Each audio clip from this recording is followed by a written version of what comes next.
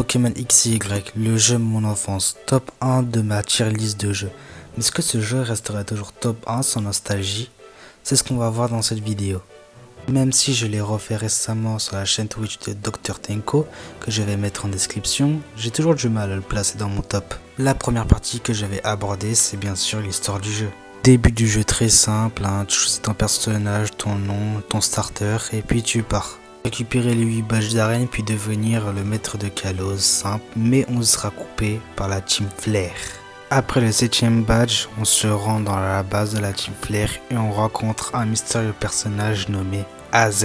Il nous raconte qu'il y a plusieurs centaines voire milliers d'années, il y a eu une guerre entre différents Pokémon et son Flabébé devait partir au front. À un moment, il a appris que son Flabébé est parti au ciel, pris d'une colère noire. Il construit une arme ultime capable de détruire la terre et de ressusciter son Flabébé auprès de milliers de vies d'autres Pokémon.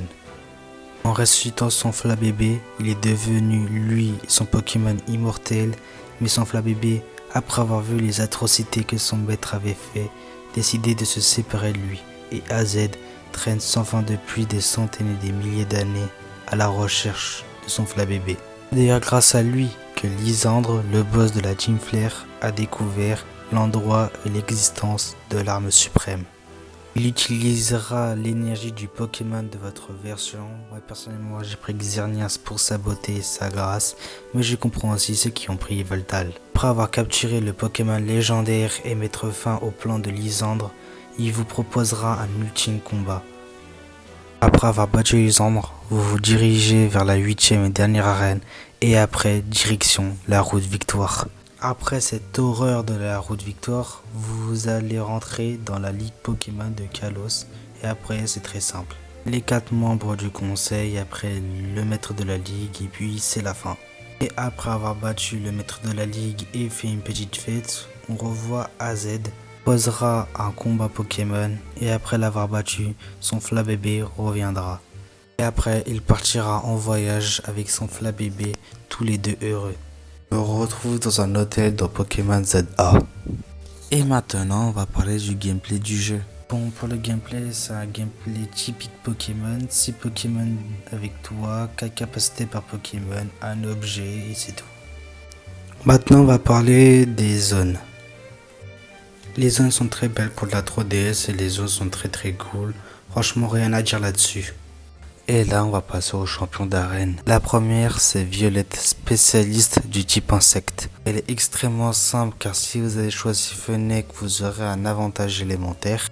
Avec Marissan, normalement, vous aurez débloqué la capacité roulade de type roche. Et avec Grenou, soit vous le faites évoluer, soit vous capturez un Lionceau dans les herbes à côté.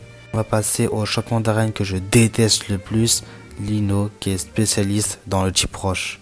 Si vous avez choisi Fennec, normalement chez le professeur Platane, vous aurez choisi soit Carapuce, soit Bulbizarre. Hérisson qui est déjà d'avantage élémentaire, ça sera assez facile. Et Greneuse qui est aussi d'avantage élémentaire et qui sera aussi assez facile.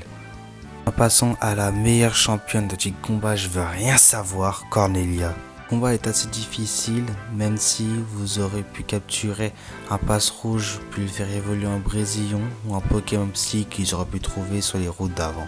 Un deuxième combat avec elle, il nous donnera un Lucario pour qu'on fasse un pur 1v1 guerre du Nord, Lucario contre Lucario. Après avoir battu Cornelia, on se dirige vers la 4ème arène, celle de Amaro, spécialiste du type plante. Si vous avez choisi Fennec, le combat sera extrêmement simple vu que Fennec est de type feu. Avec Marisson, ce sera un peu plus difficile, même si je pense que vous aurez pris un Salamèche chez le docteur Platane. Avec Grenou, ce sera bien plus difficile, car Grenou c'est des désavantages élémentaires, même si je pense aussi que vous aurez pris un Salamèche chez le docteur Platane. Après, on se dirige vers le 5ème badge, qui est celui de Lem, spécialiste du type électrique. Avant, il faut remettre l'électricité dans la centrale prise par la Team Flare. Pour chaque starter, l'arène va être assez compliquée, même si dans la zone d'avant, vous pouvez capturer plusieurs Pokémon de type sol. Maintenant, passons à la première championne de type fée, Valériane. Par l'épreuve de son arène et son Infalie qui sont des infâmes à gérer, le combat est assez simple. Avec tous les starters dès le début du jeu, vous pouvez trouver un Monorpal qui est très efficace contre le type fée vu qu'il est de type acier. Terra qui est ma championne préférée de type psy car elle a trop de fouet, c'est la seule à avoir vu que Corporal peut faire une fusion avec Sacha quand il évoluera en Amphinobi. Le combat il est excellent, un peu difficile mais pas trop, franchement c'est parfait son combat. Si vous avez choisi Fennec ou Marisson, le combat sera moyennement compliqué à part si vous avez un Pokémon de type ténèbres dans votre équipe. Et si vous avez choisi Grenousse, normalement vous aurez dû le faire évoluer en Amphinobi qui est lui de type ténèbres. Et avant de faire la 8ème arène, vous devez d'abord arrêter les agissements de Lysandre. Après avoir arrêté les plans de Lysandre, vous devez vous rendre à la 8ème arène et la dernière. La 8ème arène est extrêmement simple, car avec Fennec, vous aurez un énorme avantage élémentaire sur le type glace. Avec Marisson et Grenousse, vous avez normalement un Lucario que Cornelia vous a donné et qui peut méga évoluer. Maintenant, on va parler de notre dernier obstacle, la Ligue Pokémon. Je vais commencer le conseil 4 par Malva. Avec Fennec, ce sera assez simple vu que soit vous choisirez Carapuce chez Professeur Platane, soit vous prenez le Loclas offert après la 3ème arène. Pour Marisson, c'est la même histoire, soit Carapuce, soit le Loclas offert. Grenousse, ce sera très simple vu qu'il est de type eau. En passant au deuxième membre du conseil 4 que je vais aborder, Narcisse.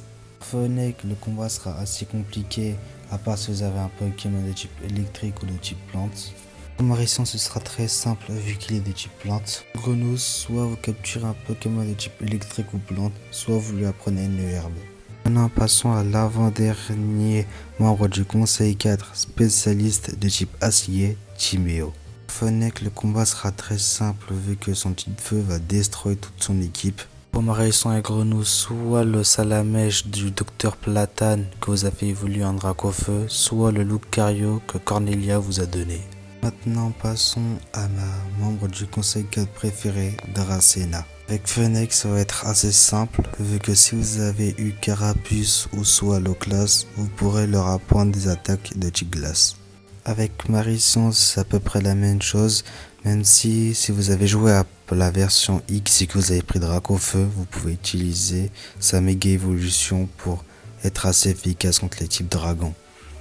Et pour Grenousse, c'est assez simple vu qu'il peut apprendre laser glace et qui est très efficace contre les types dragons. Maintenant passons à notre dernier obstacle sur notre route pour devenir maître de Kalos, Giantea.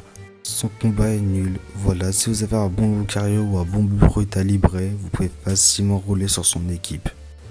Maintenant que j'ai classé tout ce qu'il fallait dans Pokémon XY, je le mettrai dans mon top 10 à la 6ème place. Ça me paraît être une bonne place pour un jeu 3DS et surtout pour un Pokémon qui a été énormément critiqué.